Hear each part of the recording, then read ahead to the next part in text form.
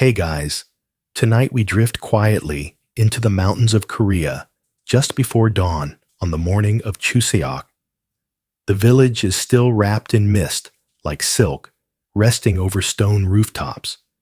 You move barefoot across the polished floor of a traditional Hanok house, the wooden beams creaking softly, like they remember things you've never lived through. There's a low table already set, bowls of rice, cut fruit, dried fish, and a slowly curling trail of incense smoke, sweet and ancient, hanging like memory in the air. Outside, the persimmon trees are heavy. The smell of freshly steamed rice seeps through the paper walls. Somewhere behind you, someone is humming an old folk tune. Your bones remember, even if your brain doesn't. You probably wouldn't survive a Korean grandmother's standards for ceremonial folding, especially not before coffee. So before you get comfortable, take a moment to like the video and subscribe, but only if you genuinely enjoy what I do here. And hey, drop a comment with your location and local time. Are you under the same moon we are? Now dim the lights, maybe turn on a fan for that soft background hum. And let's ease into tonight's journey together. You sit down beside the altar, where a woman in her 70s adjusts the angle of a pear slice like it's a form of prayer. She doesn't look up. Her gray hair is pulled back tightly, and she hums like the floorboards know the tune. You're not here to help, not yet. You're here to watch and listen. And try not to sneeze in the incense. She speaks gently, as though the dead are already listening. Today we feed them before we feed ourselves, she says, placing a small bowl of soup just right. You glance at the empty spot across from her, a place no one living will sit. That seat belongs to her mother, gone now almost 3 decades. But she'll be here somehow. They always are. Behind you, someone lights a second stick of incense. The smoke twists through the wooden lattice windows like a gentle question mark. You ask about the letters. The old woman nods toward a cloth-covered box in the corner. Later, she says, after the food, the air shifts. It always does when ritual replaces routine. You feel a little bit like an imposter, but also like something ancient is very gently letting you borrow its language for the night. It's not just a meal. It's a reunion. One where half the guests don't breathe anymore, and the other half pretend that's perfectly normal. A grandchild comes in yawning. She's holding a folded envelope in both hands, like it might shatter. It's addressed in careful Hangul. You can't read it all, but the name is clear: Halabioji grandfather. He died last winter. His chair is still here, tucked in the corner, like he might come back from the restroom any minute. Today, he gets rice soup and a letter from his youngest granddaughter, written in pink gel pen, complete with a tiny cat doodle in the corner. You smile. Spirits don't seem to mind cat doodles. The girl kneels in front of the altar and bows low and long. Her small back rises slowly, like the breath of a mountain. She slides the envelope beneath a bowl of apples and whispers something too soft for you to catch. Her mother doesn't ask what it was. That's between her and the one who's gone. In this part of the world, the spiritual is quietly bureaucratic. The ritual has a rhythm light. The incense set the table bow 3 times, speak the names. But the letters are something else. They don't always follow form. Some are thank you notes. Others are apologies. Some just say, I miss you, and I hope you like the pears this year. And some say nothing. Blank pages folded 3 times. Just silence offered as a gift. There's a belief here not official, but felt that during Chuseok, the veil between the living and the dead becomes thinner than rice paper. You can feel them near, like the echo of a drum long stopped. You can write to them, and somehow they'll understand. It's like Sufi mystics who spin to reach God, or Hindu families who place banana leaves out for wandering spirits. Here they just write, on real paper, with real emotion. Of course, not everyone agrees on what happens next. Some believe the spirits read the letters over your shoulder as you write. Others say the letter must be burned or buried or read aloud in a field at dusk while facing east. No one can quite agree, but that doesn't stop anyone from writing. You think back to your own family. If you wrote a letter to the gone ones, would you know what to say? Would they answer in dreams? In smells? In the flicker of candlelight near the window? Outside, a breeze carries the smell of pine and soy. A dog barks once and then stops like it remembered something important. The altar table is almost full now. You sit back and watch as a young man unfolds his letter. It's 4 pages neatly written. He reads it aloud, voice shaking once on the 3rd line. He pauses, breathes, then keeps going.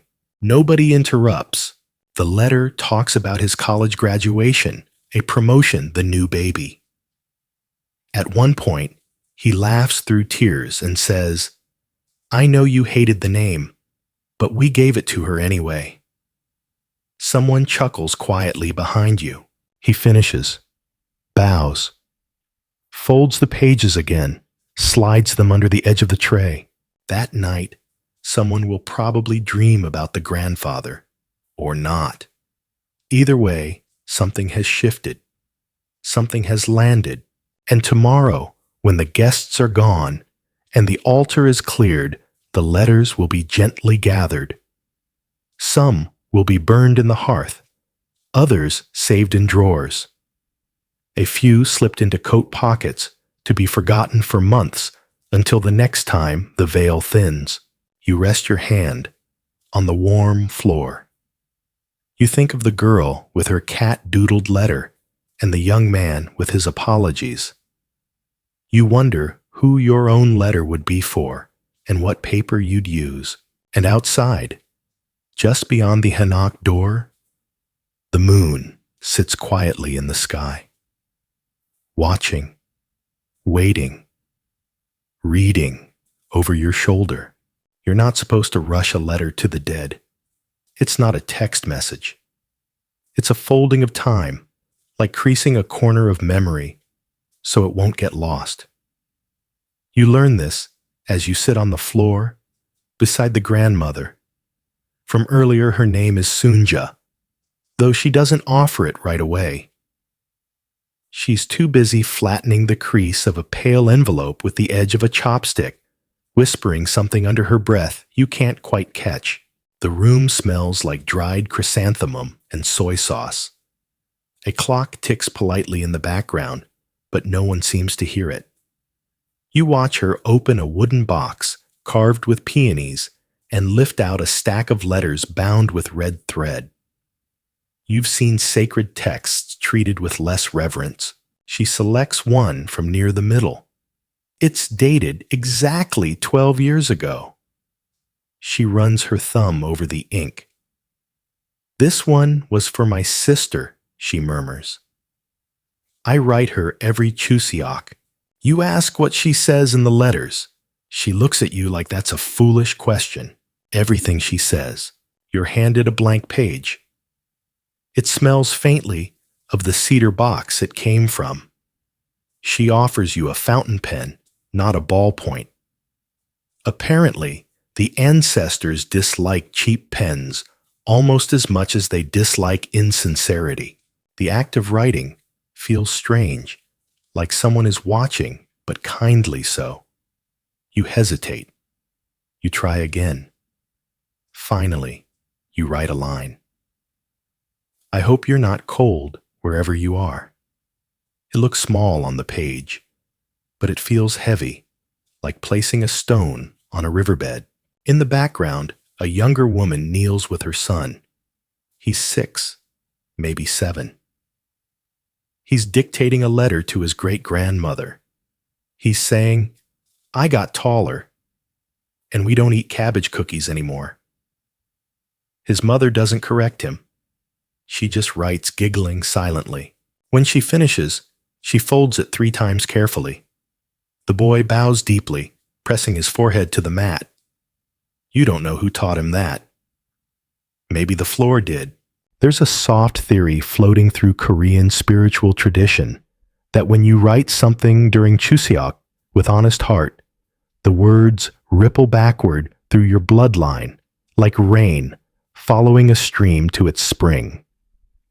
You imagine your sentence doing just that, dripping gently down a family tree you don't know all the branches of. In Hinduism, this idea of ancestral connection has a name, Pitru Paksha, a sacred period when people offer food and water to ancestors. In both cultures, the key ingredient isn't ritual perfection, it's sincerity. You can burn incense in the wrong order, but if your heart is straight, it still reaches them. Maybe even faster. Soon, Ja finishes her letter.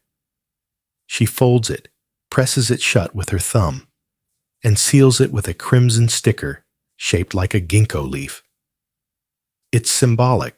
She says the ginkgo tree never forgets a season. Its leaves remember fall even in summer. She places her letter in a black lacquer tray, sets it beside a plate of dried persimmons, and bows 3 times. You do the same, not quite knowing why, but your body leans into it, like it's remembering how. Someone in the hallway chuckles. He's writing like he owes them money. They whisper about you. You smile. Fair enough. You look around and realize no one is in a hurry. Writing takes the time it needs. Some letters are long. Some are short. Some are written in perfect calligraphy. Others in messy marker. One girl decorated hers with glitter glue and bubble stickers. For great-grandma, it reads next to a sparkly rainbow. You wonder what great-grandma thinks of glitter glue. Probably the same as everyone annoyed when it gets in the rice, but secretly pleased. There's a quirk in the tradition that fascinates you. People rarely read each other's letters aloud. But sometimes, after someone passes, their old letters get passed around quietly, carefully, like handling fire. They reveal secrets no one ever said out loud. Confessions, memories, small apologies, folded like origami and tucked into envelopes. It's not unlike the Tibetan practice of sky burial, where the body is offered to birds so that the soul may rise. Here, it's the words that rise. And the sky isn't up, it's inward. You ask what happens if someone has no family left to write to. Soon Ja pauses. Then they write anyway, she says. Someone always listens. Not everyone agrees, of course. There's debate even among scholars about whether Chuseok letters began as formal tradition or something more folk-level and personal. Some say they trace back to Confucian ideals. Others say they're an emotional sidecar, an unofficial addition to the official rite. Either way, they endure. You see a teen quietly tearing up over a letter he hasn't written yet. His mother puts a hand on his back and says nothing. That's part of the ritual too, making space for what's unspoken. There are no right answers here. Just folded paper and the hush between breaths. A breeze brushes through the open doorway, lifting the edge of a letter someone left by the incense. You catch it before it falls. On the front is a name written in faded ink. You don't recognize it. You fold it again gently and place it back. The scent of roasted chestnuts rises from the kitchen. Chatter begins to filter in. Not loud, just enough to remind you that life continues even as it remembers. It's a strange kind of magic, this balancing of the living and the gone. You don't need to believe in ghosts to feel haunted in the gentlest sense. You look down at your paper. There's still space left. You add one more line. If you're listening, thank you for the parts of me I don't understand yet. And then you fold it 3 times, because somehow that just feels right. The shoes stay outside, all of them, yours included. It's not just about respect, it's about boundary. The world of the living ends at the threshold, and what lies within for now is borrowed space. Even your socks feel too loud as you move across the smooth floorboards of the Hanok.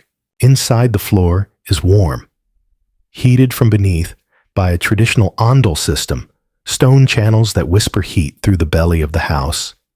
It's an old technology, the kind that doesn't just warm your feet, but somehow your whole disposition. You sit again near the low altar table, bowls and incense letters and photos. No seat left empty is really empty. You're told this is the floor where spirits sit. It's not dramatic.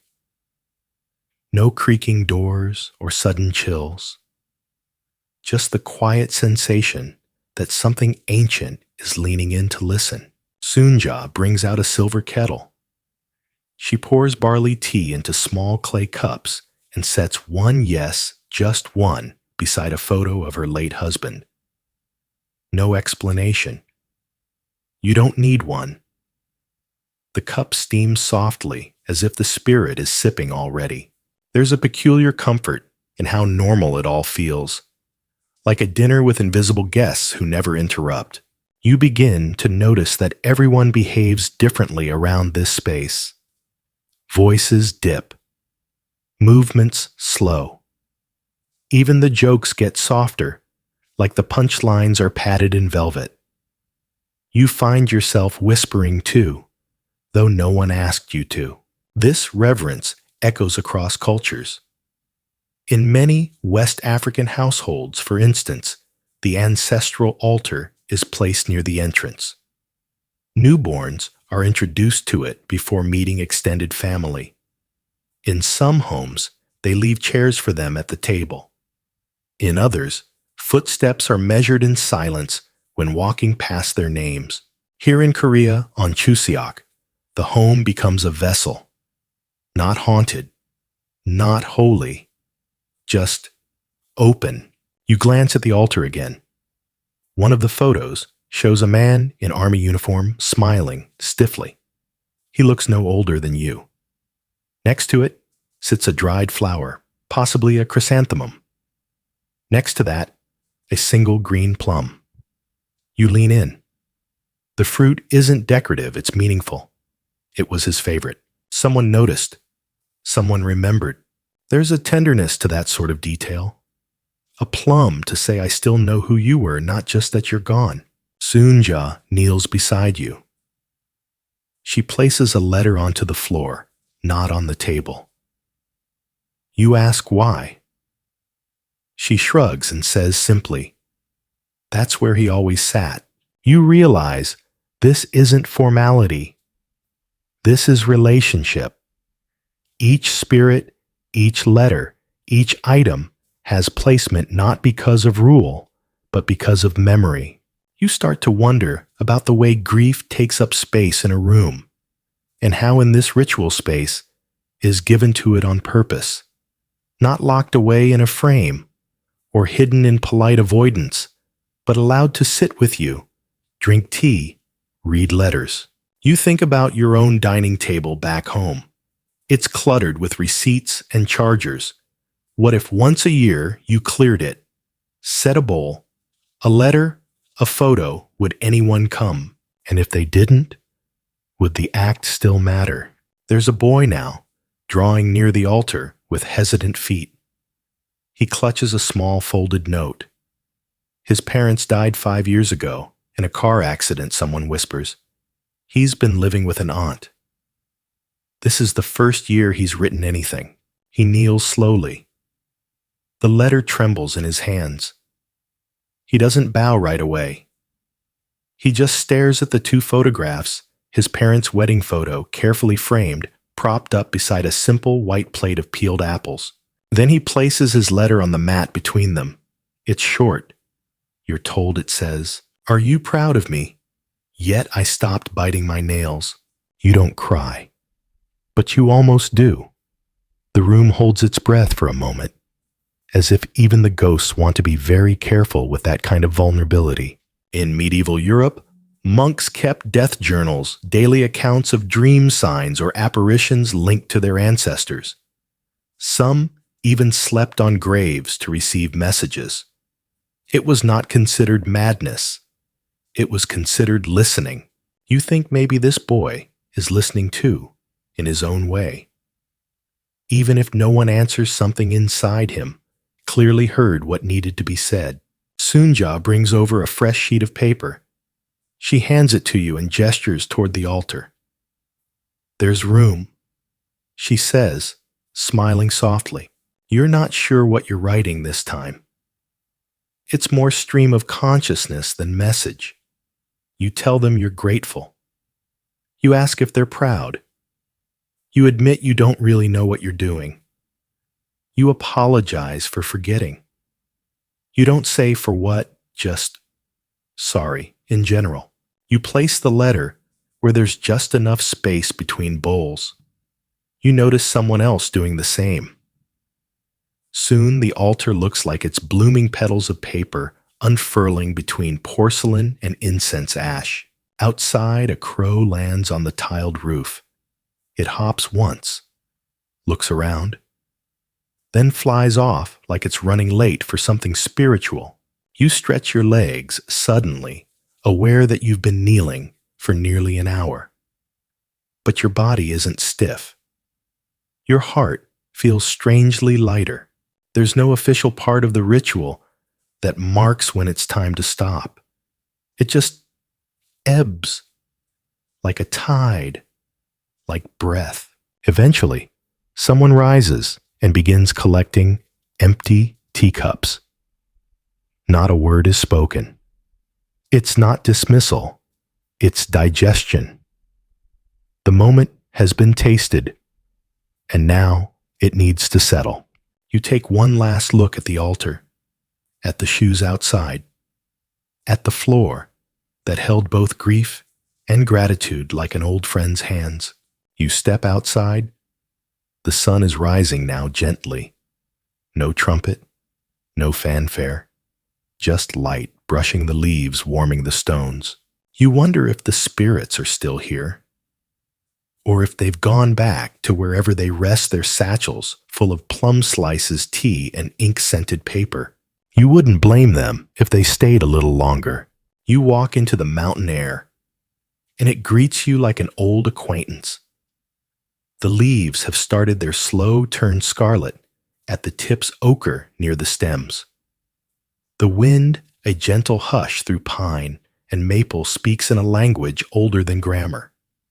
It's the kind of morning that smells like both endings and beginnings, like wood smoke and cool soil, like someone just peeled an apple and left the skin curling in the sun.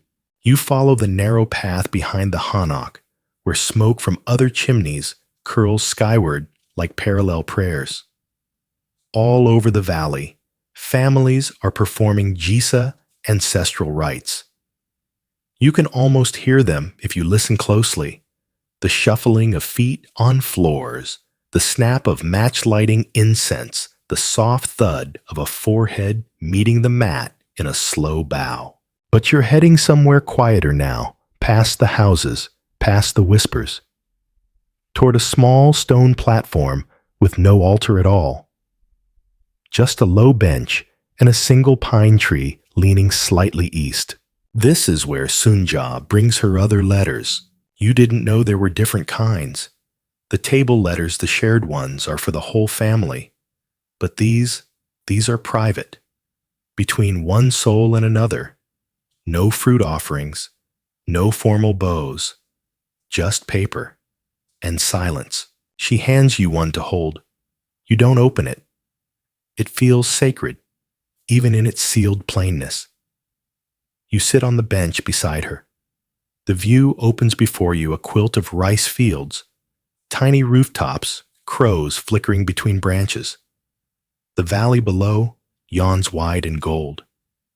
You exhale slowly. She didn't believe in the Jessa Sunja says, "My sister." She didn't like all the bowing. You glance over, but you still write to her. She nods, brushing a leaf from her sleeve. "I write because I do." There's a soft joke in that, hidden like the crunch in a soft rice cake. You smile. In Sufism, there is the practice of zikr, the repeated remembrance of the divine through breath movement or word. They say it's not to remind God, but to remind yourself. Writing to the dead feels similar. You're not always certain anyone is receiving it, but you write anyway. To remember.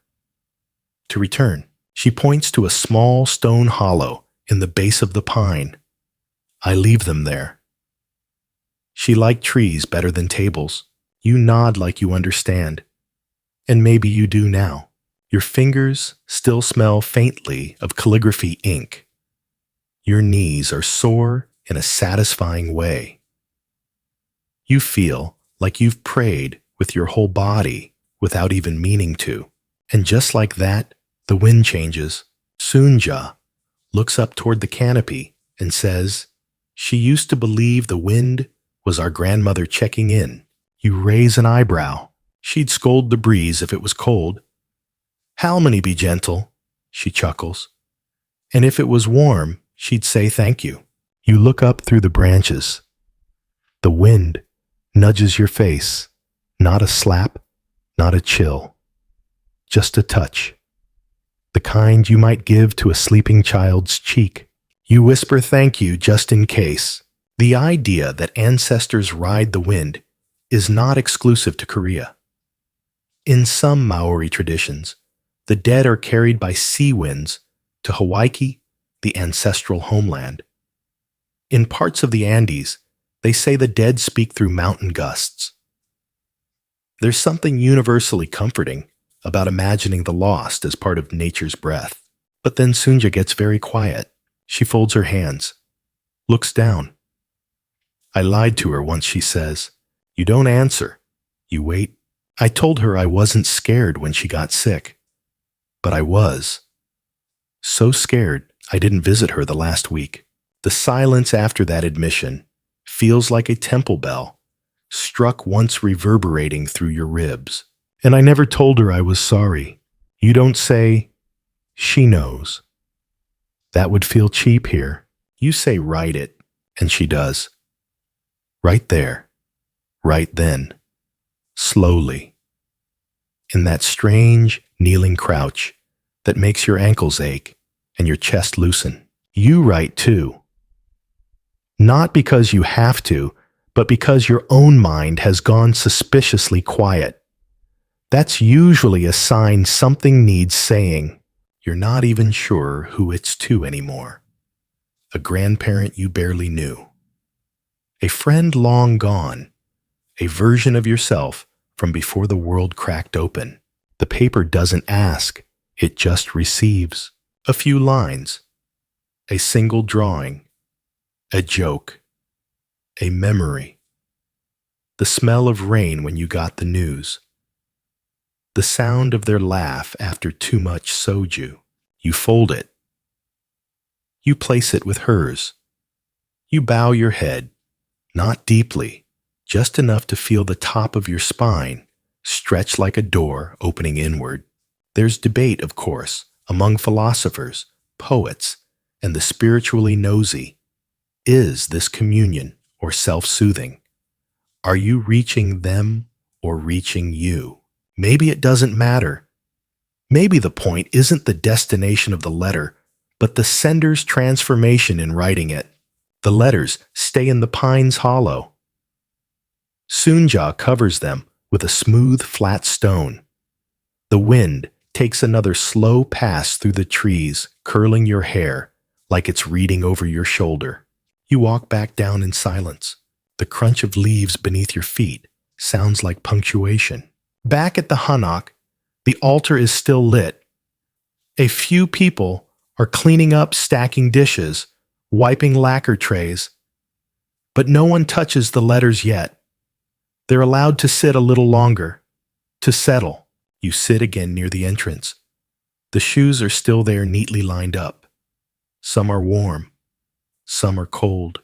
You wonder if the dead ever wish they could slip them on just once more and walk with you to the market. Maybe they do, or maybe they already are. You wake from a moment you didn't realize you fell into eyes, still open mind, gone soft around the edges like steamed tofu. The room hasn't changed, but something in it has settled. The kind of peace that comes not from silence, but from being heard. Someone moves quietly behind you. A plate is shifted. A chair is adjusted. The altar remains. Sunja is kneeling again. This time, she holds a small, pale envelope between her palms, like it's too hot or too fragile to grasp directly. She doesn't bow. She doesn't speak. She just waits. You wait with her. This one, she finally says, is more difficult. She doesn't elaborate, and you don't ask. But you can tell by the stiffness in her shoulders and the way she holds her breath at the seal of the paper, this letter holds something heavier than others. She leans forward and slides the envelope gently beneath the bowl of steamed white rice. It disappears partially, like a secret deliberately half-told. She never forgave me, Sunja says. And maybe she shouldn't have. A breath passes between you. You want to say something comforting, something wise. But instead, you ask, did you forgive her? Sunja looks at you for a long time. Her eyes are dark wet but steady. No, she says, but I'm trying. In the Orthodox Christian tradition, there's a belief that you should not receive communion if you hold anger in your heart, that the soul must be clean of resentment before it is ready for the divine. But what about those who've already passed? Can peace still be negotiated across that thin, shimmering veil? Here, in this hanok, it seems so. Letters like these aren't neat. They don't end in pretty sentences or poetic goodbyes. They're fragmented, sometimes unfinished. And that's what makes them powerful. You can only write from where you are. Sometimes you're still angry. Sometimes you're still aching. And sometimes you're not even sure what you feel, only that it hasn't been said yet. Soon, Ja shifts her weight, straightens her spine, and exhales slowly. She once threw my wedding ring into the fire, she says with a small laugh. Said I was marrying an idiot. You snort softly. Did she end up being right? She smiles. Only a little. The tea is brought out again, no longer ceremonial, just warm, comforting. Someone hands you a cup. You sip, and the roasted barley taste pulls you back into the present. That's important. You can't live entirely with the dead after all. Not even during Chuseok. You think about your own regrets, your unsaid things, the little weights you've tied to your own ankles over the years. What if all it took was a piece of paper and a moment of stillness to loosen them? A teenager across the room opens a thick, well-worn notebook. You watch her write in it with a steady hand. A page fills quickly, then another. She's not using a fancy brush or pressed paper, just a school notebook and a gel pen. But the way she writes, the way her brow creases and her mouth softens at the corners, you know it's a letter. Later, you see her fold the page and tuck it into the sleeve of her jacket, not the altar. Some letters don't need witnesses. Some are meant to be carried close to the body long after the ceremony ends. Sunja is speaking again, her voice so quiet you almost miss it. She used to sing me to sleep when I had nightmares. And when she died, I stopped singing for years. You don't reply. You're not sure you can. I wrote her a lullaby last year, she adds. You blink. I didn't send it, though. She shrugs. Maybe tonight. There's a gentle absurdity to this moment, a grandmother composing lullabies for a ghost who once scolded her for marrying poorly. But grief is strange like that. It softens the sharp edges, rounds out the stubborn corners. Eventually, even rage becomes elegy.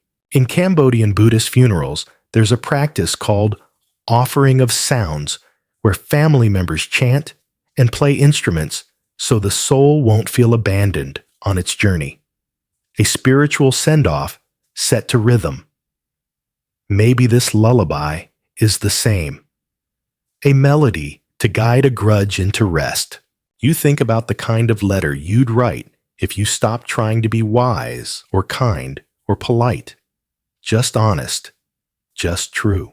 You imagine writing, I didn't understand you. I still don't. But I think I miss you anyway. Would that be enough? Someone lights fresh incense. A new stick. The smoke this time coils differently, tighter, slower. You follow its trail upward, and for a moment it looks like a question mark unraveling into the ceiling. No one here pretends that writing fixes everything, but it opens something, a window, a breath, a gap between clenched teeth. You remember the boy from earlier, the one who stopped biting his nails. That wasn't for school. Or himself. That was for someone gone. Someone whose approval still mattered. It's strange. You think how much the dead still shape us, even when we try not to let them. Sunja is humming again. A soft tune you've never heard. It isn't sad. It's spacious. You hum with her quietly, just for a few seconds. The song doesn't belong to you, but you borrow it anyway. And the letter beneath the rice bowl stays sealed. Not everything needs to be opened today. The tea has cooled. The incense stick is half ash. Outside the hanok, the valley glows with late morning gold, the kind that makes shadows soft and edges blur.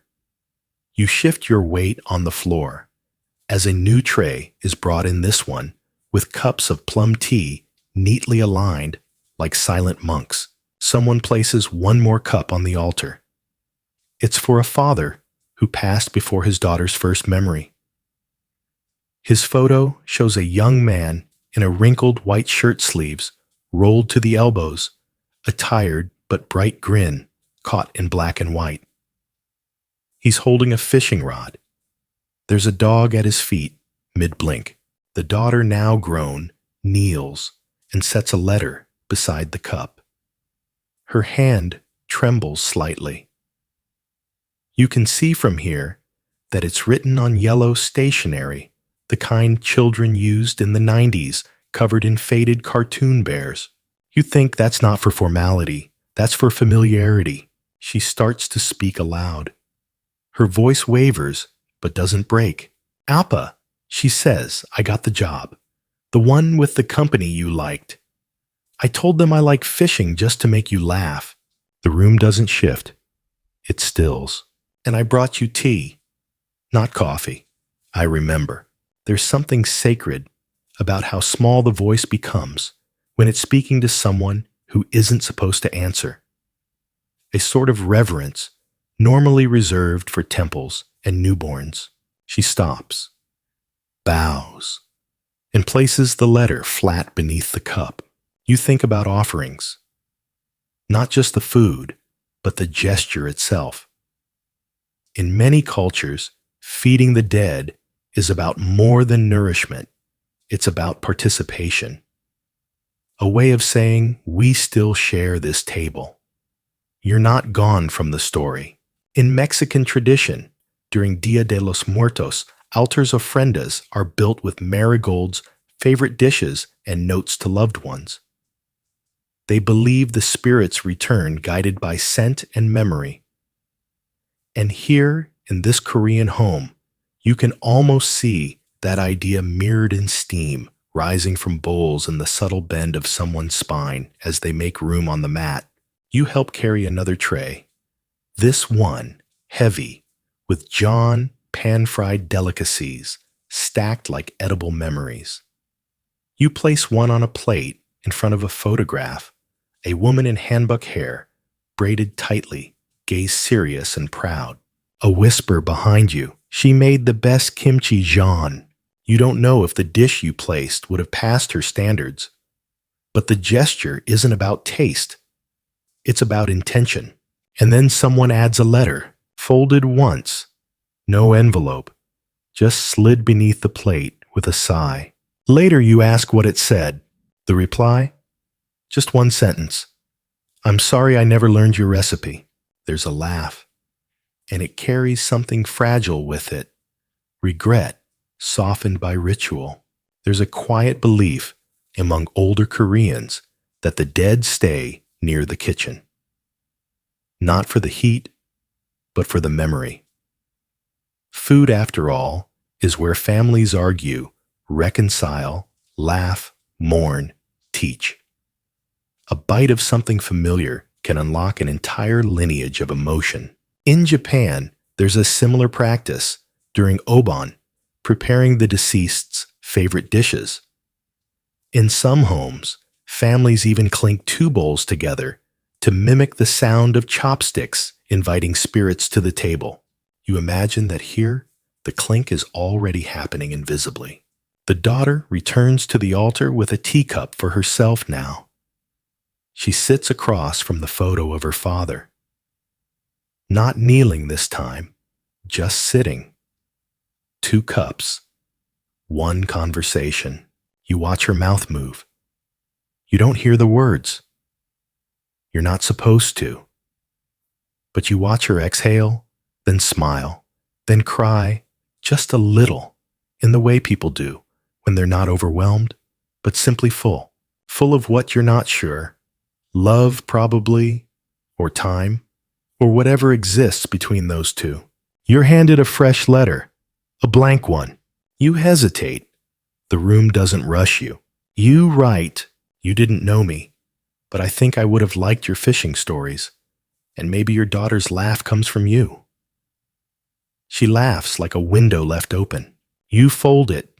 You don't know where it belongs, but you place it near the tray, next to the plum tea, next to the photo of the man in the white shirt. That's enough. Someone calls from the kitchen it's time to eat. The real meal. For the living. But no one moves yet, because someone has placed a small lacquer tray on the edge of the mat. It holds only one item, a tea set, and a stack of letters tied with red thread.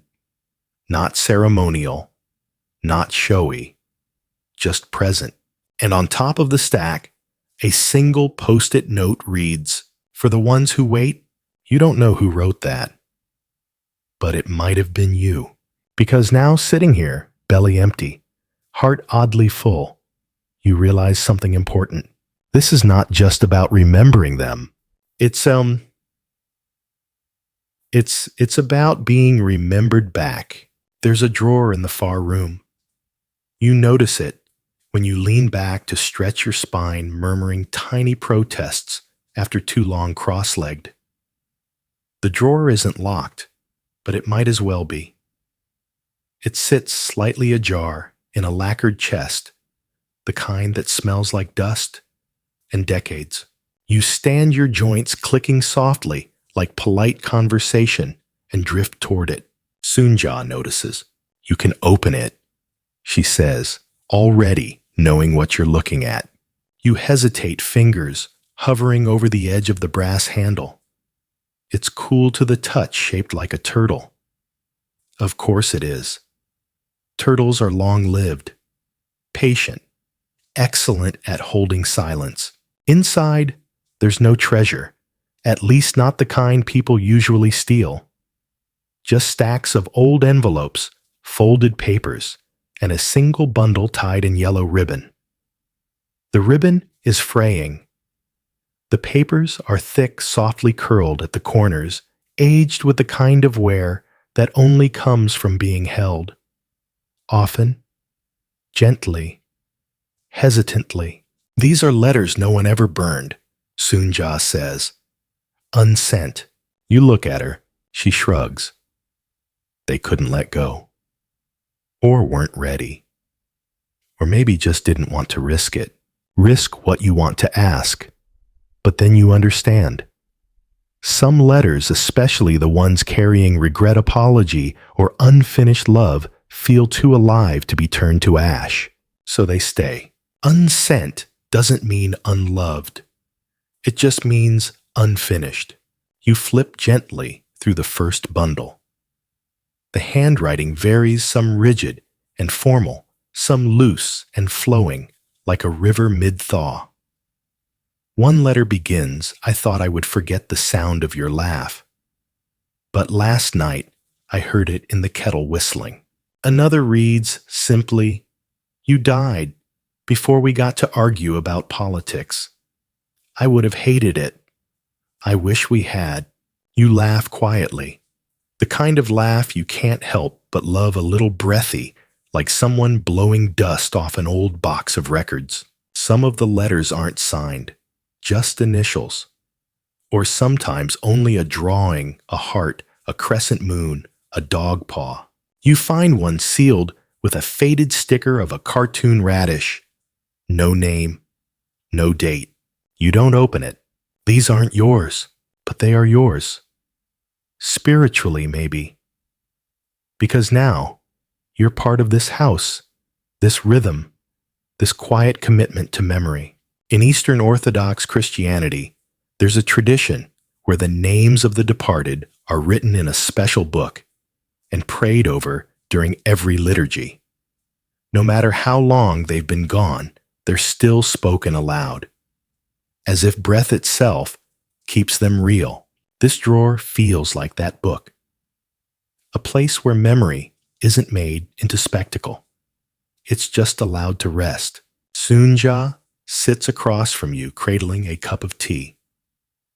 Some people think you have to burn the letter for it to reach the spirit world, she says. Others say the writing alone is enough. You nod. Which do you believe? She grins. I believe in drawers. There's a fringe belief in Korean folk spirituality that letters left in secret spaces, drawers, pillowcases, shoes become slow mail to the afterlife. Not immediate, not urgent. But they get there eventually, no stamps required. You find a letter written in a child's hand. Crayon. Purple. Halmoni, do you have dogs there? If you do, don't let them eat your kimchi. You smile. Then fold it back. Place it gently where you found it. This drawer is full of words that waited, and maybe someday someone will be ready to let them go. Burn them. Bury them. Float them down the stream in folded paper boats. But not today. Today they stay. You close the drawer softly. Back in the main room, people are beginning to eat. The altar is still undisturbed. The letters are still where they were placed. There is no rush. There never is with this sort of thing. Someone brings you a plate. Steamed rice, sautéed greens jaune, and pickled radish. You take it. Sit near the door. The sun outside is full now, but not hot. Just golden. As you eat, you think about the letters. The ones that were read aloud. The ones folded into food offerings. The ones burned, whispered, pocketed, or tucked quietly into drawers. And you wonder about the ones you haven't written yet. Maybe you've got a few unsent messages living in you too. Unmailed notes to old friends. Apologies to people whose phone numbers no longer exist. A thank you to someone you didn't recognize as a guide until long after they disappeared. You finish your plate. Someone refills your tea. You nod grateful. Later, when no one's looking, you write a letter on the back of a napkin. It says, "Only, I still think of you when it rains. That's all." You fold it. You don't ask for permission. You walk to the drawer, open it again, and place the letter inside. The turtle handle smiles quietly as you shut it once more. There are rules, apparently, not printed, not framed, just passed along in raised eyebrows, gentle taps on the wrist, and the occasional exasperated sigh from someone's aunt when you reach for the wrong pen. Spirits, as it turns out, are a little particular. Ballpoint, someone says scandalized. For Halabeoji, he was a calligraphy teacher. You freeze mid-reach. Soonja smirks from across the room. "It's fine," she says. "He'll just judge you silently from the other side." You swap pens. It's a brush pen this time. The kind with soft bristles and an unpredictable streak. You've never used one before.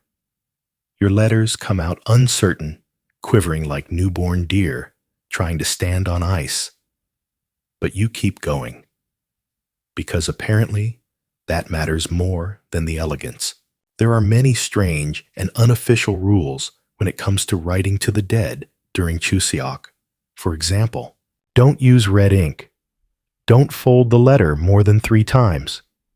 Don't seal it with tape. It makes it harder for the spirit to open. Don't write sideways. Do write their full name if you remember it. Don't use emojis, unless of course you're 8. Then apparently all emoji sins are forgiven. Soonja explains some of these with a tone halfway between mockery and reverence. The dead don't like to be rushed, she says, or abbreviated, and they prefer sincerity over spelling. You pause. Wait, do they actually hate ballpoint pens, or is that just your family? She tilts her head. Both. There's a kind of soft superstition at play. A blend of Confucian etiquette, Buddhist respect for intention, and shamanic practicality. You're not writing to gods. You're writing to people. People who once spilled soy sauce, stubbed toes, forgot anniversaries. People who now live in memory and ritual. So no glitter pens. No scented markers. No typing and printing. But here's the thing. People break the rules all the time. One boy pulls out a notepad from his backpack and scribbles a quick note in pencil. "Grandma, I miss your fish stew. School sucks." He folds it like an airplane and tosses it into the offering basket. His mother gasps. His grandmother probably would have laughed. The line between irreverence and authenticity blurs here. And maybe that's okay. Maybe what matters is showing up at all. In ancient Chinese funerary customs, people burned elaborate hell banknotes, paper money for the dead to spend in the afterlife. Nowadays, they sometimes burn paper iPhones, designer bags, even Teslas. It's a reflection of both reverence and humor, a way of saying, we know you're gone, but we still know you. Here, the spirit etiquette is more understated, but still fussy. Write neatly, someone says. Don't crease the corners. Unless it's a love letter, another adds. Then crease it like a flower. You sit down with a fresh sheet of rice paper. This time, you take your time. You don't start with "Dear." You just start. "It's me again. I never know what to say. But that's never stopped me before." Your handwriting looks slightly more confident this time. Not perfect, but steadier. Like your hand remembers the first letter from this morning and is beginning to believe in the act. You include a memory this time. One that's been rising all day like steam. A moment from childhood riding in a back seat on a rainy day. Someone humming softly in the front. You don't even remember the face. But the tune stayed. You write it down. Even the hum. Even the syllables that meant nothing but felt like safety. Then you fold it. 3 times, no tape. You ask where to place it. Soonja points to a ceramic bowl. Temporary inbox, she jokes. You laugh. She doesn't. She explains, after the meal, some families burn the letters. Others float them down a stream in folded boats made of corn husks or mulberry bark. Some bury them in flower pots. Some just tuck them into books, close the cover, and call it delivery. There's a quiet disagreement happening in the next room. Someone wants to burn. Someone else wants to keep. Burning is tradition, they argue.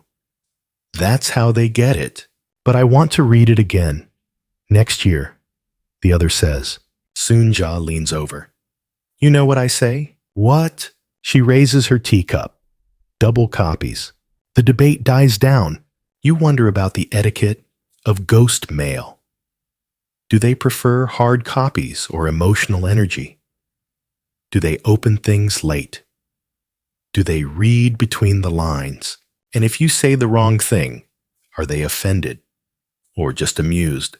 A part of you wants to believe they're far more understanding than the living, that spirits see intention better than we do. You write one more note, just one line. Sorry for the years I forgot you. You place it in the bowl. It lands quietly atop the others, like a feather on water. There's no bell that rings, no flash of spirit light, just a breeze that sneaks through the cracked window, lifts the corner of a nearby napkin, then settles again. You look around. No one else seems to notice, or maybe they all did, and they're just letting the dead read in peace. The brush feels alive in your hand now. Not obedient, not mechanical. Alive like it might have opinions about your wrist posture. You dip it into the small dish of ink Soonja prepared earlier. It's thicker than you expect. The scent is earthy, faintly metallic, oddly comforting. You ask what's in it. She grins. Charcoal, glue, patience. Apparently, she grinds her own ink sticks every year before Chuseok. It takes nearly an hour. Circular motions against a slate stone water added drop by drop. She doesn't rush. She never rushes. The ancestors are already dead. She says they're not going anywhere. You laugh. Then realize she's completely serious. She places the inkstone in front of you. Try it. You do. Your circles are clumsy at first, but soon the rhythm finds you. Scrape, glide, scrape. The texture shifts from grainy to smooth. It smells like rain, like pine smoke and temple shadows. In Hindu tradition, preparing incense or oil lamps is considered a sacred act, not because of the result, but because of the process. Time slows. Intention deepens. This ink, you realize, is a kind of spiritual kneading, a way to soften the soul before the writing even begins. Machines make fast ink, Soonja says. But fast isn't always true. It's not a rule, just a preference. Not everyone grinds their own. But the families who do say the ink feels wiser. You're not sure what that means, but after 10 minutes of circular grinding, your breath is slower, your heartbeat quieter.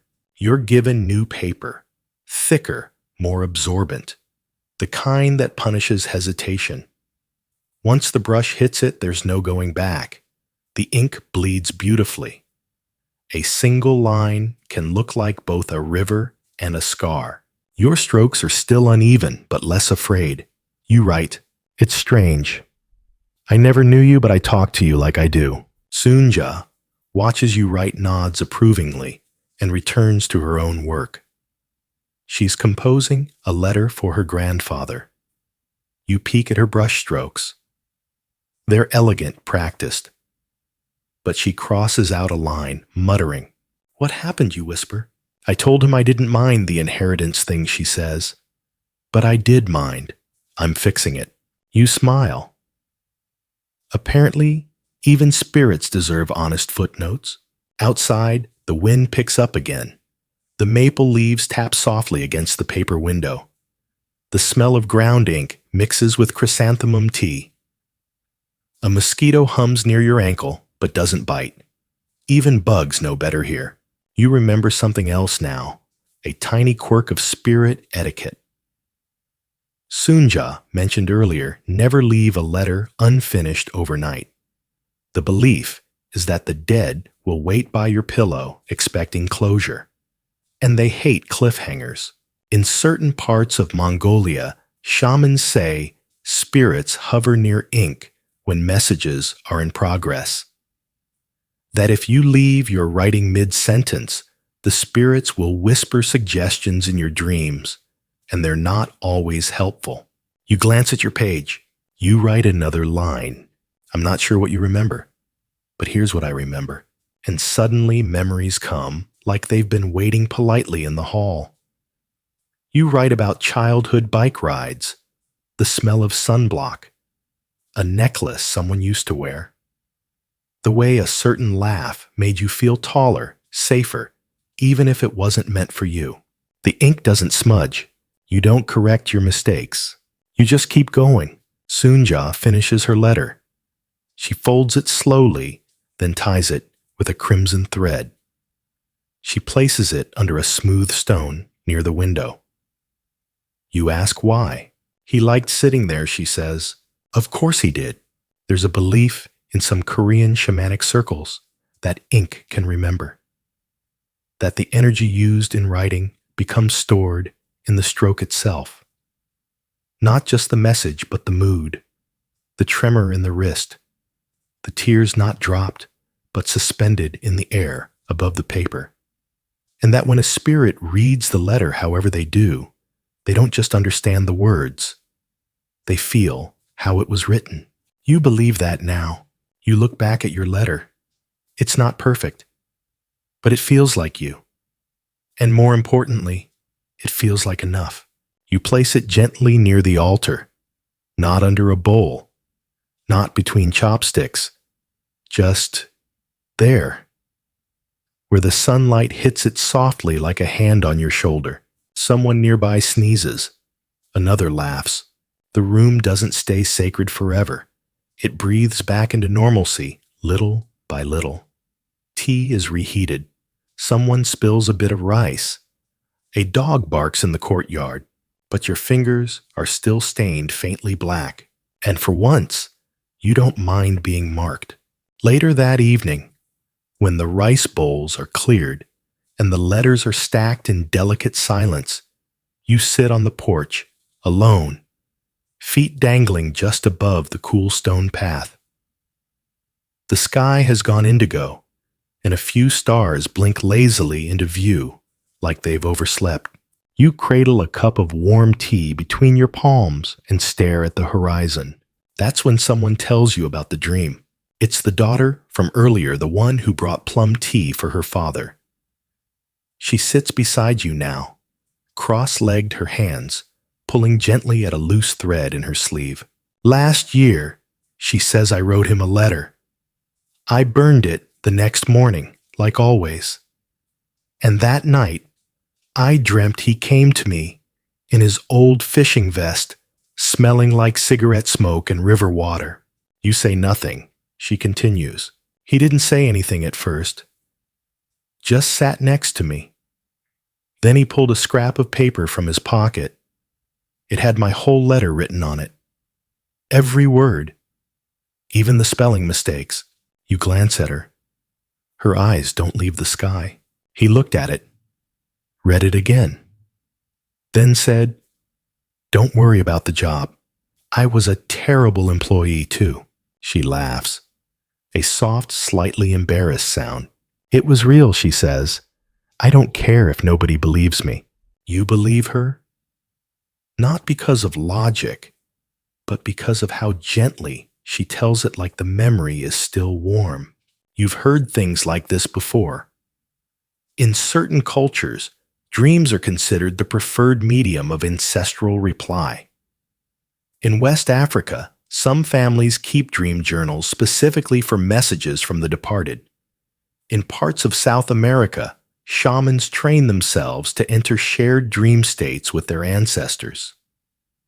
Here in Korea, it's simply accepted that the dead show up when they want, and dreams are just one way in. There's a soft rustle behind you. Sunja appears holding a small box. Dream incense, she says. I light this before bed on Chuseok, just in case someone wants to visit. The incense smells like dried plum and sandalwood. She lights it with a match, and the smoke curls upward, lazy and slow. A few others gather. No one speaks for a while. You wonder who you would want to hear from in a dream. And more importantly, what you'd want them to say. I forgive you. You did your best. You weren't alone. Or maybe nothing. Maybe just a shared silence. A seat on a familiar porch. A cup of tea between you and someone you lost too soon. The daughter nudges you. Do you think they write back? You shrug. Sometimes I think they already have. She smiles. You remember the Tibetan concept of bardo, the liminal space between death and rebirth, a realm of reflection and transition. According to tradition, spirits in bardo can be influenced by the thoughts and prayers of the living. Some monks chant continuously for days to guide souls safely through. Maybe these letters, these offerings, these dreams, they're a form of chanting. A way to light the path, even when we're not sure where it leads. Soon, Ja sips her tea. I dreamt of my mother last year, she says suddenly. She was brushing my hair. I was 6 again, but I was also old like now. It made no sense. You wait, she said. You always had knots behind your ear. You never noticed. She laughs. I woke up crying. Spent an hour checking my hair. You grin. And she lifts her teacup, still naughty. The group chuckles. The incense continues its spiral. A boy leans over. What if you don't dream anything at all? Sunja answers without pause. Then they're probably just watching. He nods satisfied. You look around. Everyone here has written, offered, opened themselves. Some have dreamed, some haven't, but all are listening now in their own way. You write another line on your own page, half poem, half prayer. If you do visit, don't knock. Just sit. I'll know it's you. You fold it, press it gently into the incense bowl. No burning this time. Just scent and presence. Like placing a note inside a music box and hoping the tune carries. Above the sky darkens further. A breeze rolls down from the mountains, cool and careful. Someone begins humming. The daughter hums back, and for a moment you swear you hear another voice beneath theirs. Just a whisper. Just for a second. But then again, maybe not. Maybe that's how spirits write back, not with words, but with wind, with warmth, with rhythm remembered just when you need it. The incense fades. The tea is cold, but no one leaves yet. Not just yet. The next morning, someone mentions fire. Not the ceremonial kind, the real kind. The kind that flickers and devours and transforms paper into smoke. You follow Sunja to the edge of the courtyard where a small brass basin has been set out on a stone platform. It looks like a shallow drum, darkened by years of use. Today is for those who burn their letters. Some don't. Some never do. But in this house, at least once every Chuseok, the flame is lit. Soon, Ja kneels and opens a lacquered box. Inside letters from yesterday, today, and sometimes yesteryears. Some are written on rice paper, others on regular stationery. One is scrawled on the inside of a candy wrapper. You're told it's from a child who couldn't find anything else and refused to wait. That one gets placed on top. You sit beside her, not saying anything. A silence like this doesn't need decoration. She strikes a match, lets it catch, then holds it to the corner of the first letter. The paper curls almost immediately. You watch the edges blacken, lift, dissolve. No ash floats up, just smoke. It twists, like it's reading something private, aloud, and then releasing it word by word into the morning air. There's a belief that fire carries messages faster, that the smoke itself curls toward the ancestors, urgent and tender. In Zoroastrianism, fire is sacred, pure, and communicative. In many tribal cultures, smoke is prayer. Here it's delivery. You add your own letter to the pile, not the first one, not the one you placed in the drawer. A new one, written last night. Simple. I hope you heard the rest of the song. Soon, Jah lights it for you. You don't ask to do it yourself. It feels better this way, like an elder guiding your first proper farewell. You hold your breath as it burns, not out of reverence, but out of something deeper, as if breathing might disturb the message mid-flight. Then someone else approaches with an envelope, then another, and another. A line forms, but it's soft. No rush, no ceremony, just one person after another letting go. The boy from earlier, the one who stopped biting his nails, holds his letter with both hands. His lips move slightly. You think you hear the word Appa. But maybe it was Anyong. When he drops the letter into the fire, he watches it all the way down. No flinching. After a while, the basin is full of ash. Charred corners, faint outlines of words that tried to stay. You think you can make out a heart, a question mark, the number 1998. But most of it is gone. Gone but not lost. Where does it go, you ask? Sunja shrugs. Up, she says, then points sideways, and a little that way. You grin. That's not very theological. She winks. It's better. Later, you learn about other delivery methods. One family down the road folds their letters into tiny paper boats and sets them afloat in the stream behind their house. The kids chase them downstream, laughing as the messages wobble, drift, and eventually disappear around a bend. I like the uncertainty, the father says. Feels more honest. Another family places theirs in the hollow of a tree every year. We let the birds deliver them, they say.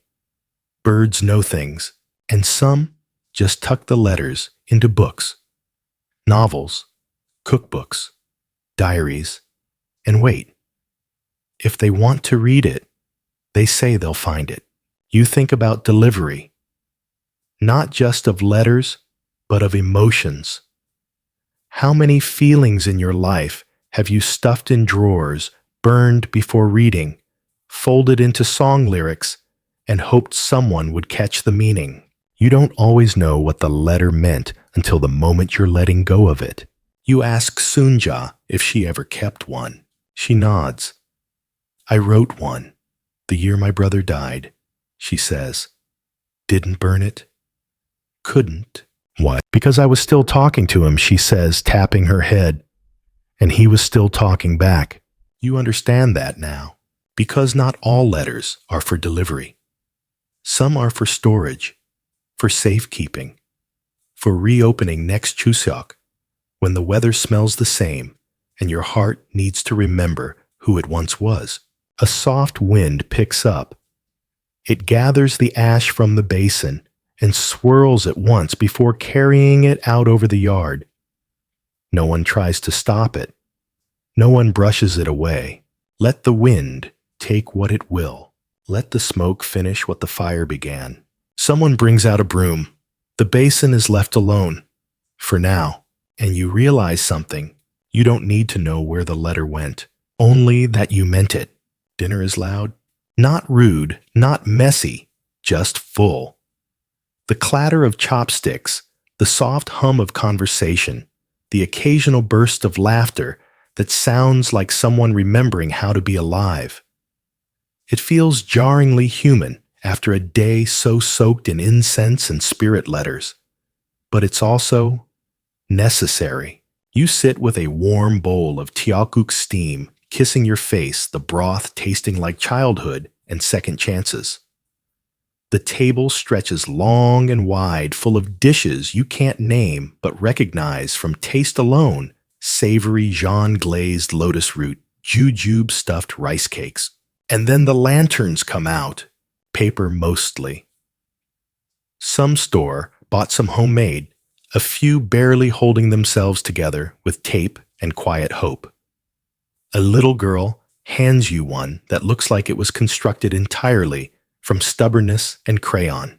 "Light it," she whispers, as if you might scare the lantern. Someone passes you a taper candle lit and shielded by a cupped hand. You bring the flame to the lantern's wick. It flickers, catches glows. You carry it outside. Others follow Sunja. The boy with his unbitten nails, the plum tea daughter, a teenager with glitter still smudged on her sleeve. Each holding a small light. Each cradling something unsaid. In many parts of Asia, paper lanterns aren't just decorations, they're vehicles. Prayers with structure. Floating intention. You've read about the Toro Nagashi ceremony in Japan, where lanterns are released into rivers to guide spirits home. This feels similar, but slower, sleepier. You stand in a line near the garden wall. The wind has settled. The moon is fat and low and watching. One by one, people lift their lanterns toward the sky, or at least toward the open night, and whisper something you can't quite hear. Then they release. The lanterns don't shoot upward. They rise reluctantly like shy spirits being coaxed into flight. Yours wobbles, at first, then steadies. Glows. Climbs. You wonder what it's carrying. You didn't write anything on it. You didn't tie a letter or a name. But as it drifts above the rooftops, you imagine it holds a wordless thank you, a sigh, a wish without a form yet. Next to you, the boy points at his lantern. "Mine has a joke in it," he says. You raise an eyebrow. If Halaboji reads it, he grins. He'll laugh so hard he'll drop his tea. You smile. And if he doesn't, the boy shrugs. Then it's for me. In that moment, something clicks. These rituals, these letters, these glowing paper vessels, they're all dual purpose. They face two directions at once, outward toward the unseen, and inward toward the untouched places inside us. Sunja lifts her lantern last. It's plain. No doodles. Just a red dot in the center, like a fingerprint. She closes her eyes before letting go. It floats higher than the others, almost defiantly. No one claps. No one counts. They just watch. Until the lights become stars, or the stars become lights. It's hard to tell which, and then everyone exhales. Back inside, the altar has been cleared, the offerings taken away, the photographs wrapped in cloth and returned to their boxes, the incense holders wiped clean. But there's still a hush in the room, like the walls haven't forgotten what they witnessed. Someone sets a tray down beside the door. On it, leftover letters, a stack of blank paper, pens, brushes, an open invitation. You write one more, just a line. If you're still around, I hope you saw the lantern. You don't fold it. You leave it open face up like a page waiting for a reply. You wake up on a thin mat, wrapped in a cotton blanket that smells faintly of cedar and dried herbs. The sun is gentle. It peeks through the paper windows like a friend who didn't want to knock. Your body feels softer, less armored, more like itself. In the corner of the room, someone's making barley tea. Again. The scent rises warm and familiar, like a ritual with no ending point. You're not the first to wake. A child is already drawing on the porch tongue, poking out in concentration. Her paper is covered in crayon spirals and uneven stick figures. This one's me, she says when you walk by. And this one's Grandma. She's hugging me. There's no body for Grandma, just a cloud with arms. You sit beside her. She pauses, then holds up a second drawing. This one's more careful, neater. She whispers, "Can you write her name for me?" You print it carefully under the little ghost cloud figure, Young Misuk. The girl beams. She'll know now. And you realize some people write letters and some people draw them. Some fold words into smoke, others into scribbles. All of it counts. Later, you're invited to a table where a bilingual family is sitting with open notebooks and furrowed brows. A teenager is writing a letter to her grandmother, but keeps stopping frustrated. She didn't speak standard Korean, the girl explains. Only Gyeongsang dialect. I can't write it right. Her father shrugs. Write it anyway. But what if she doesn't understand? A quiet moment. Then her mother says, she will. Maybe not with her ears, but with her everything else. You offer a soft smile. You've felt that too. That communication between the living and the dead doesn't need perfect syntax, just sincerity and effort. The girl sighs, then starts over. Slower this time. Less about grammar, more about rhythm. She slips in a few words of English, some Konglish slang, even a little drawing of a melon which she says her grandmother used to hoard in the fridge like treasure. You see others doing the same, folding their uncertainty into the letters without apology. Some write in Hangul, others in Romanized Korean. A few switch mid-sentence. No one seems worried. Sunja sees you watching. She leans over and says, "Language is just the skin." The letter knows what you mean. You remember something from Sufi poetry, even if you stutter. If the heart is full, the beloved hears fluently. You believe it. Later that afternoon, someone reads their letter aloud. It's in English, clear, nervous. The room listens anyway.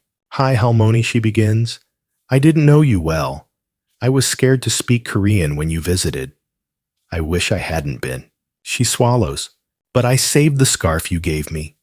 It still smells like you.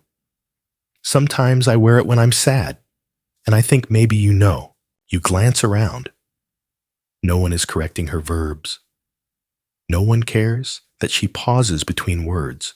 She finishes with, "If you can hear me, I'm trying. Please be patient." A pause. Then Sunja bows deep and slow. One by one, everyone follows. You do too. And for once, it doesn't feel like mimicry. It feels like speech. The room stays silent for a moment longer. Then someone chuckles. She definitely heard you. You smile. That night, as you help clear the plates and fold the floor cushions, someone hands you a stack of folded letters. "These are going to the river tomorrow," they say. "Delivery Group C." You laugh.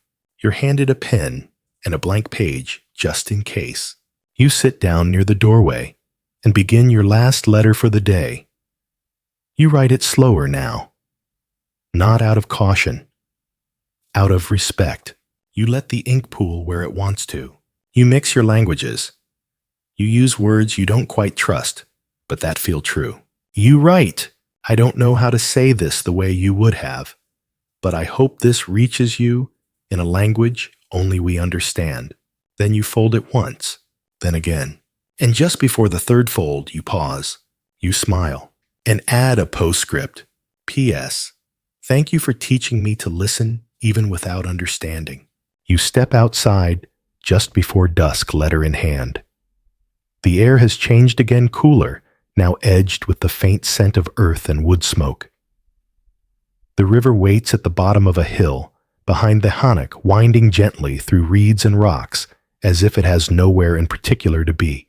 Sunja walks beside you, a basket of letters resting on her hip like a sleeping cat.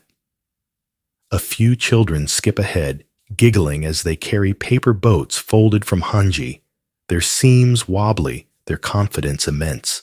No one talks much on the walk down. It's not solemn, just slow, thoughtful. The kind of hush that makes space instead of silence. You reach the riverbank. It's shallow here, the water barely knee-high, clear enough to see the pebbles underneath. A wide, flat stone juts out near the edge, and one by one, people step onto it like a stage. The first child crouches down and places her paper boat into the current. It tips once, twice, then rights itself, and begins to drift, wobbling along like a prayer in sandals. Everyone watches. Everyone waits. Sunja offers you a folded boat, simple, perfect creases, no tape. For your letter, she says. You tuck it in carefully. The paper crinkles, then settles. You hold it for a moment longer than you should, letting the moment expand. Then you kneel by the edge, set it in the water, and let go. The current catches. The boat spins, gently floats forward, then joins the others. A tiny fleet of memory and hope. In Vietnamese, Buddhist funerals, families sometimes send candles and notes down the Mekong River, guiding the soul toward peace. In Thailand's Loy Krathong festival, offerings are floated on water to wash away misfortune. Here the river becomes a letter carrier, patient and precise. You sit on the grass, knees drawn to your chest, and watch your words drift away from you. You think about all the things you've sent this week. Burned, buried, read aloud, whispered into paper, scribbled in margins, doodled in crayon, folded 3 times, and sealed with nothing but breath. You wonder how many of them arrived. You wonder if it matters. Maybe the act of writing, the movement of hand across page, is the actual message. Maybe the paper boat is just for you to prove that you let go. Someone gasps softly. One of the boats has gotten stuck on a rock. A boy wades in barefoot, gently nudging it loose. No one cheers.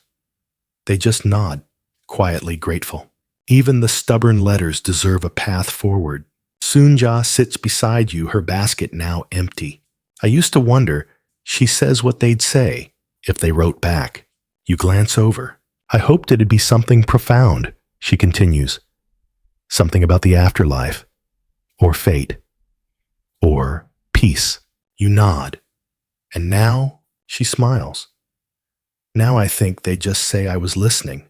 There's a calm in that, a finality that isn't heavy. Across the river, the first lanterns begin to glow faint and firefly-like. Someone's already lighting candles for the evening. The sky slips into lavender, and your paper boat disappears around the bend. Out of sight, but not out of mind. You stand brushing grass from your sleeves. It's getting late. The ritual is ending, but something in you, something soft and quiet, feels strangely permanent. Not heavy, not sad, just changed. You make your way back toward the house. One of the children runs up and hands you a rock, smooth and cool. For next year, she says, then runs off without explaining. You smile. You'll keep it. A reminder that grief is not always loud, that love sometimes floats, that even paper folded right can carry the weight of what you never got to say. The house is quieter now, not empty, just quieter, as if it has exhaled. The floors creak less. The teacups clink more gently. Even the dogs lie stiller, as though they've been let in on a secret they're too polite to share. You walk through the rooms barefoot, retracing the steps of yesterday, now faint with ash laughter, and something softer still. The altar is gone, packed away with care and ceremony. The bowls, trays, and photos have all returned to drawers lined with tissue and reverence. But a trace of incense remains woven into the grain of the floorboards and the sleeves of everyone's clothing. Sunja hands you a final envelope. It's small, unsealed, blank. You can take it, she says. Or leave it. Or write something and keep it for next year. You turn it over in your hands. It's not heavy, but it carries weight. A few others are doing the same writing quietly, in corners, not in ceremony anymore, but in reflection. A woman is jotting something down while humming. A teenager is drawing a flower beside his words, then folding the paper into a neat square and slipping it into his jacket pocket. You sit on the front steps, watching the golden light stretch across the yard. The wind moves through the trees like a tired sigh. You think back to your first letter, the awkwardness, the worry about saying the right thing, and then to the later ones written without trying to impress the dead, just trying to reach them. You open the envelope and begin. You didn't ask me to write. I just needed to. I don't know if you're listening, but I was. You pause. Then, maybe that's what this is all for, not to be heard, but to remember how to hear. You fold it 3 times, tuck it into your pocket. No burning, no river, not yet. Inside, Sunja is folding linens, humming an old tune you now recognize. Someone brews a fresh pot of tea. A child giggles. Someone else sneezes, and everyone says, "Bless you," in unison. You help clean. You help sweep. You help by simply being present as you're leaving. You reach for your shoes, which now feel different, like they've absorbed the dust of something holy. Before you slip them on, you look back at the room one last time. It's just a room, but it isn't. There's one final thing to do. You kneel where the altar had been. No one asks why. You just do it. One bow, a pause, another bow, a longer pause, one final bow. You rise. There's nothing else to write today, but you know you will again. Maybe next year, maybe sooner. You don't need a date to remember someone or to be remembered. Outside, the sky holds that particular shade of twilight that makes everything feel possible and gently impossible all at once. You walk a little slower than usual, not because you're tired, because you're full, not of sadness, of connection, of things that cannot be said, but can be folded. The wind picks up once more. A leaf dances at your feet, then skips ahead as if leading you somewhere quiet and kind. You follow it, just for a while. You lie back now in your own bed, far from the hanok, far from the river, but somehow still there. The quiet hum of your room joins with the soft memory of incense and barley tea threading through your thoughts like silk. The lights are low, the air still. Your body feels warm, carried, like paper folded just so. You close your eyes and think of the letters, not the words, but the spaces between them, the silence that surrounded each name spoken, each memory offered, each tear that didn't fall but might tomorrow. You remember the lanterns rising slow and wobbly, like dreams with no gravity. You remember the boat that carried your hope until it turned a corner and disappeared. You remember the ash and the drawer inside yourself that now feels slightly open. You don't need to write tonight. You've already said what mattered, and if not in words, then in breath, in pause, in attention, the kind of attention that listens even when there's nothing left to say. Tonight, if someone visits you in a dream, let them sit in silence beside you. Offer them tea, or let them brush your hair, or hum an old tune without a name. You don't have to understand.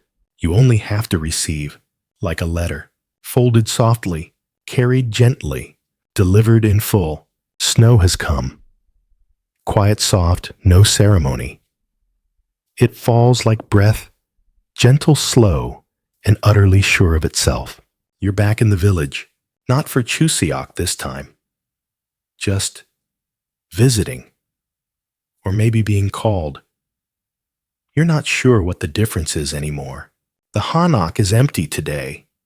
Sunja's away visiting her son, but she left you a note taped to the door with 3 words, "Tea is inside." Of course it is. You let yourself in. The floor creaks in welcome. There's no altar now, just the lingering smell of barley tea, and that ever-present whisper of something spiritual but sleeping. You make the tea anyway, and then you see it, the brass basin, the one used for burning letters. It's been brought in from the courtyard, for winter, set beside the fireplace, its edges tarnished and proud. Someone has placed a small folded envelope inside it, already unlit. You don't touch it, but you sit with it. The snow outside thickens. The mountains vanish. Time folds in like the hem of a sleeve. And then without meaning to, you start sorting through your pockets, your bag, a drawer, a book. You find an old letter, one you'd written months ago and never sent. It's yellowing slightly, creased badly, unfolded once too often. You forgot what it said, so you open it. I'm not angry anymore. I just didn't know how to carry it. You remember now. You'd written it in the early hours of a hard morning, meant to burn it. Couldn't. It felt too raw, too unfinished. But now, the words feel gentler, as if they've aged into understanding. You glance at the envelope already in the basin. It has no name, just a single red thread wrapped around it 3 times. Someone else's goodbye. You add yours beside it, still unlit. You don't rush. Instead, you wrap a scarf around your shoulders and step outside. The snow greets you like an old friend settling into your hair, your lashes, the folds of your coat. The courtyard is a sheet of white, now broken only by the faint indent of your footprints. You walk to the ginkgo tree. Its branches are bare, but beneath it someone has left a small bowl of rice and a candied chestnut. Offerings. Simple. Silent. You sit on the edge of the stone step and look up at the sky, wondering if your ancestors liked snow. If they were the kind of people who made snow rabbits as children. If they ever stood in a field like this and looked up at a blank sky and whispered, "Are you still there?" Inside the brass basin waits. You return after the light has faded to blue. The house is colder now, but the hearth is still warm. You strike a match, not quickly, not dramatically, just with intention. The first letter lights like a breath catching in the throat. The red thread curls into ember. Your own letter takes longer to catch, as if it's hesitant. As if it's asking, "Are you sure you're ready to let me go?" You nod, even if the flame can't see it. When it finally ignites, the ash floats upward in slow spirals. You don't blink. You don't move. You just witness. There's no voice, no vision, no sudden warmth. But there is a softness, like someone somewhere sighed. And that's enough. In Eastern Orthodox rituals, the dead are remembered by name aloud, so they are never erased from the book of life. In this room, with the snow falling and the letters gone to smoke, you realize your version of remembrance might be quieter. Ash on the floor, steam rising from tea, a name mouthed, not spoken. You sweep the ashes gently into a small clay bowl, wrap it in cloth. You don't know why, but your hands do. And then you write again. This time, it's not a letter of grief. It's not an apology or a confession. It's something else. You write, I hope wherever you are, you're warm. I hope your spirit still likes tangerines. I hope you've stopped worrying about what couldn't be fixed. You sign it with no name, no sender, just a small drawn circle the kind children doodle in the margins of their notebooks when they don't know how to end a thought. You place the new letter near the hearth, not to burn, to keep, maybe for next Chuseok, maybe for never. You sit back the fire low. Now, the basin empty, the house dim but held. Outside, the snow continues, unbothered, unfinished, beautiful, and you sit with the stillness, not as a visitor, but as someone who knows the house of the spirit isn't just made of paper and ritual and bows, but of return and of release. That night, you sleep in the guest room, the one with the low ceiling and the paper window that sighs in its frame when the wind moves through the eaves. You lie on a mat warmed from underneath, wrapped in silence thick as snowfall. There's no sound, but you're breathing, and the distant tick of the wood contracting with the cold. And still you dream, not like before, not the vivid glowing dreams of floating lanterns or boats gliding through mist. This one feels slower, darker, but still kind. You're writing, though. Your eyes are closed. Sitting at a desk in the middle of a darkened forest. Moonlight filters through branches like silver thread, illuminating your hands, but not the page. You're writing backward, each character unfurling in reverse, as if someone is guiding your hand from behind. A voice reads it aloud as you write, not loudly, not even with words, just the cadence. You can't understand it, but your body does. It feels like forgiveness shaped into syllables. Like a song your grandmother hummed once when she thought you were asleep. You wake just before dawn, heart still caught in the rhythm of the dream. Your hands are empty. There's no paper, no ink, but your breath moves like a pen. You whisper, say it again. The wind outside answers not with language, but with presence. In certain Korean shamanic beliefs, dreams are the channel by which the ancestors reach out, nudging, guiding, reminding.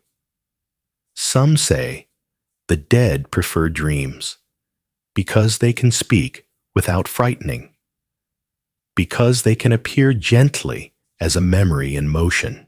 You sit up slowly. A faint gray light has begun to stretch across the floorboards.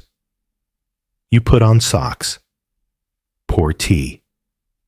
Find the letter you wrote yesterday, the one you didn't burn. You add a line to the bottom. I think I heard you last night. Or maybe I heard myself better. You fold it again. This time, not for delivery, just to hold. By breakfast, the sky is open, washed in gold and faint pink. The courtyard sparkles with frost. You place the folded letter in your coat pocket right beside your heart. You walk down the hill toward the village. A soft path carved into snow by invisible footsteps. At the corner shop, an old woman nods at you. You came back, she says, not as a question.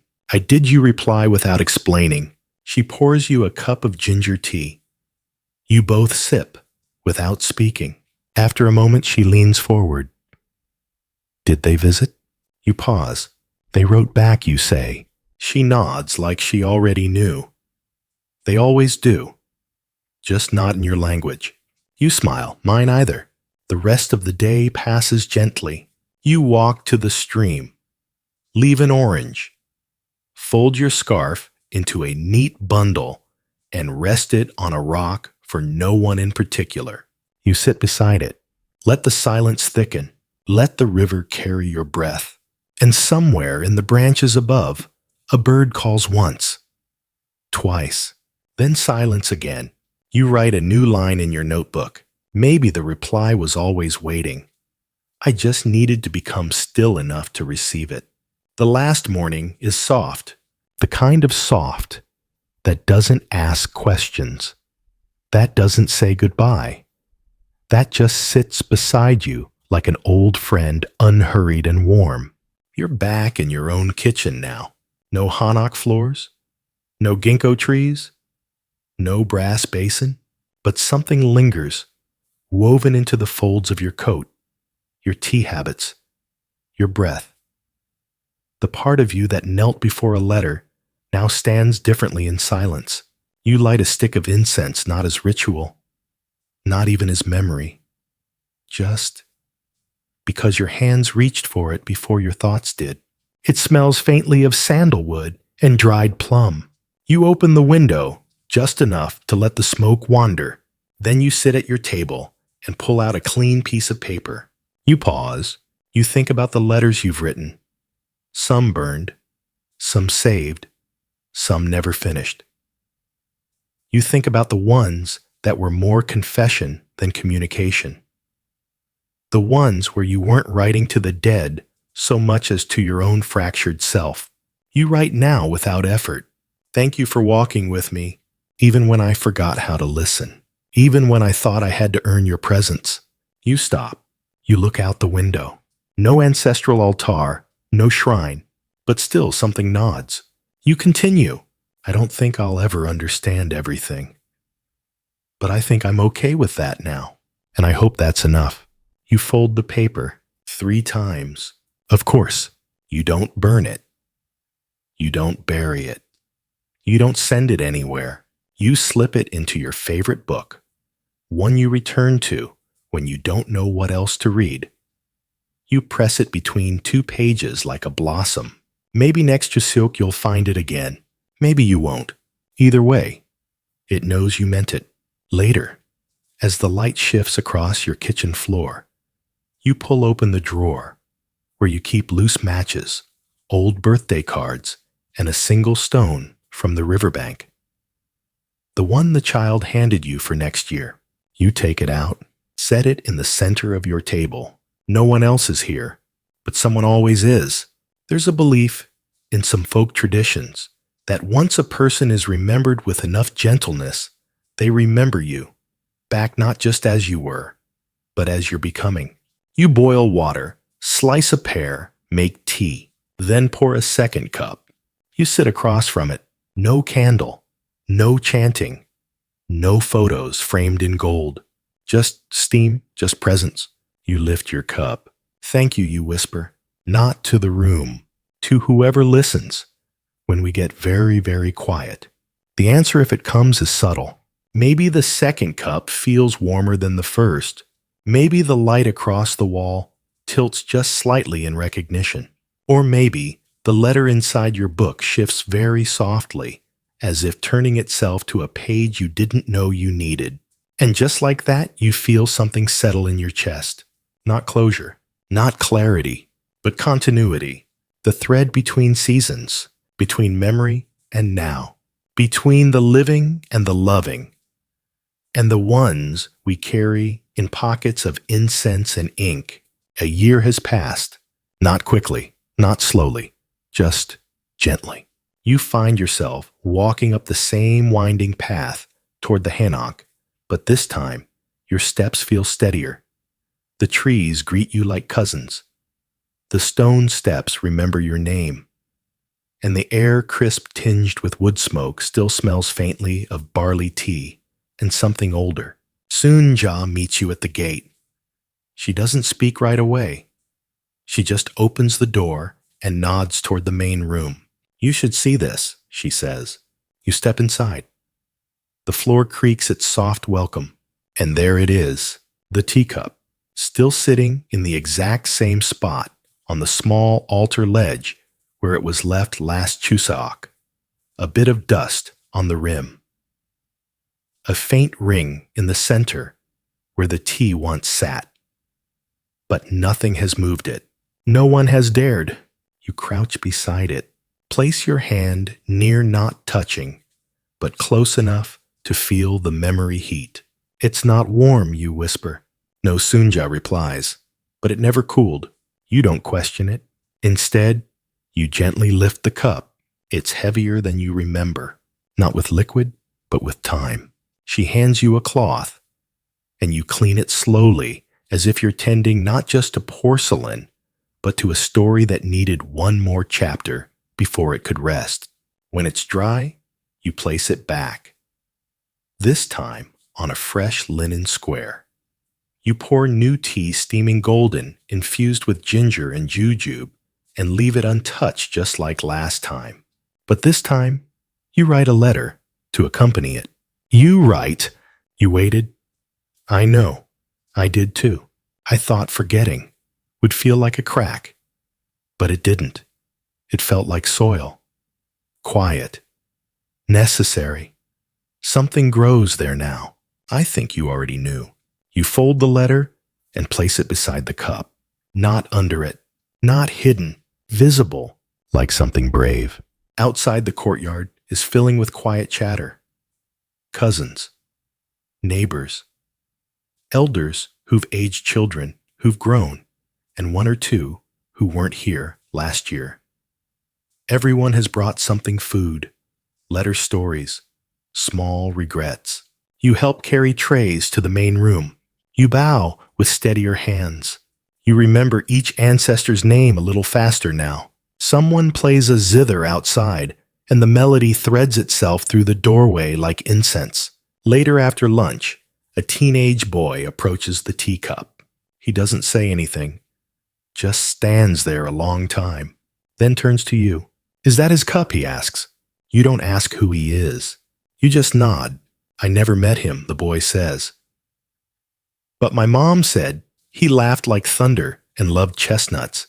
You glance at the nearby plate, where someone without discussion has placed a small pile of roasted chestnuts beside the tea. The boy steps closer, then quietly, carefully, he places a single folded drawing next to your letter. A simple ink sketch of a man with wild hair and an open smile holding a fishing pole and a basket of chestnuts. You add nothing. It's perfect already. In Shinto belief, there's an idea that when an object has been cherished for 100 years, it gains a spirit, becomes animate, alive in some quiet, unseen way. You wonder if that's what's happening to this teacup. Not possession, but presence, like it's learned to hold memory in its curve.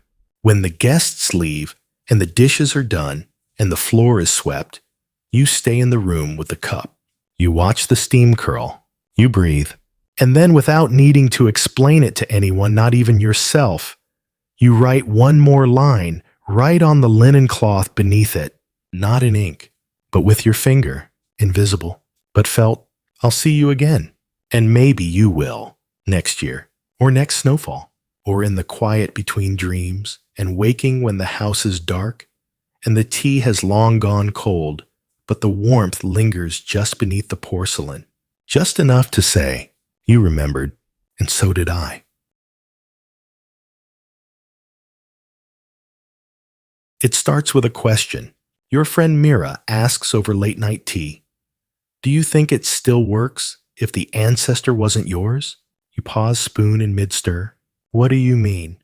I mean, if you write to someone else's ancestor, someone you never met, is that allowed? You smile, slow and warm. I don't think there are rules. She stares into her cup, quiet for a long time. Then my grandmother was adopted. We don't even know her birth name. Just that she came from somewhere near Andong. There's no photo, no grave, just this name she chose, Kyung-mi. You listen. You don't interrupt. She raised me, Mira adds. Taught me how to read Hanja, how to stir soybean paste the right way. But she never talked about her own parents. Not even once. You look down. You've written to people who raised you, people who shaped you, people who left you grief and ghost stories, but not like this. Not to someone who lived only as a borrowed name. Mira leans forward. I want to write to whoever she came from, she says. Whoever named her. Or didn't. You nod. She reaches for paper. You light the candle. It's just the two of you at her small kitchen table. No shrine, no altar, just tea, soft lamplight, and a quiet desire to reach backward through time, past silence, past mystery, past blood itself. She writes slowly. You catch pieces of it. I don't know who you were, but I know her, and she was enough. I don't need your apology. I just want you to know that I'm here. I kept the name you gave her, and I said it with love. Her handwriting shakes, then steadies.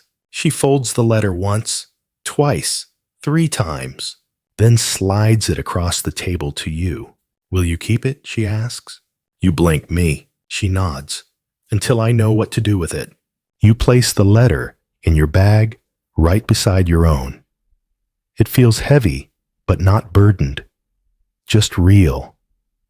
Alive in the way stories are when they finally have someone to hold them.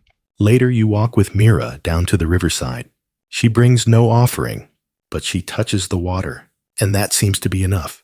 The current ripples gently under her hand. There's a breeze. The reeds bend. And for a moment you imagine a woman, not Kyung-mi, not Mira, just a shadow of lineage standing on a similar shore long ago, wondering if the child she couldn't keep would ever know she was loved. You don't speak that aloud, but Mira squeezes your hand, and somehow you know she heard it anyway. In many spiritual traditions, names are both inheritance and invocation. In Judaism, naming a child after a deceased relative is considered a sacred act of remembrance. In Korea, ancestral names carry history, status, and meaning. But what happens when that thread is broken? Maybe you tie a new thread. Maybe you write anyway. Even if the name is borrowed. Even if the face is missing. Even if the blood is uncertain. Love, after all, doesn't ask for a birth certificate. Back at home, you take out Mira's letter. You don't read it. You don't need to. You place it gently in a wooden box with the others. Not for burning, not for floating, just for keeping. Some letters aren't meant to travel. They're meant to rest, to be held until someone, maybe you, maybe not, figures out where they belong. You're alone again. The season has turned. Chuseok has passed. The air has shifted from gold to silver. People are preparing for winter, now sealing windows, pickling radishes, sweeping leaves that fall faster than anyone can keep up. And still you write. One more letter. Not because you're asked. Not because there's a ritual waiting. Just because something in you needs to. The words come slowly. Not from grief. Not from longing. From stillness. I've changed you right. Not in the way people mean. Not big. Just quieter. You sip your tea. Scratch out the line. Try again. I'm softer in places I used to guard. I think you'd notice. You pause. This letter is different. It's not addressed to a name. There's no greeting, no title, no signature. Only lines, fragments, truths.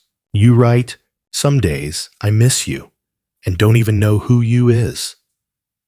I carry stories that weren't mine to begin with. And I think maybe that's okay. You fold the page once, then stop. You unfold it, read it again, then fold it a different way. Your hands fidget, unsure. as if the paper itself is asking, "What am I for?" And you don't have an answer. So, you place it in your drawer, not the spiritual one, not the one with incense and thread and river stones, just a drawer, next to old receipts and a pair of gloves you keep forgetting to use. The letter hums, not literally, but emotionally, like something suspended between being said and being needed. In West African funerary traditions, mourners sometimes leave unfinished cloths at the gravesite, things meant to be completed later or not at all. A symbol that life and memory and grief are not tidy. That some things must remain in progress. You understand that now. The letter is unfinished, but not incomplete. You don't plan to send it. You don't plan to burn it. It will live beside you, like a quiet breath you never quite exhaled, like a story whose ending you've stopped searching for. You go about your day. You sweep. You water a plant that looks a little too sleepy. You make rice and hum a song you learned last year in a kitchen filled with ghosts and laughter. And that night, as you tuck into bed, you whisper, "It's okay. You don't have to answer. I'll keep writing anyway." You fall asleep faster than you expect, and you dream of nothing but wake feeling held, like someone folded you 3 times and placed you gently in a drawer for safekeeping.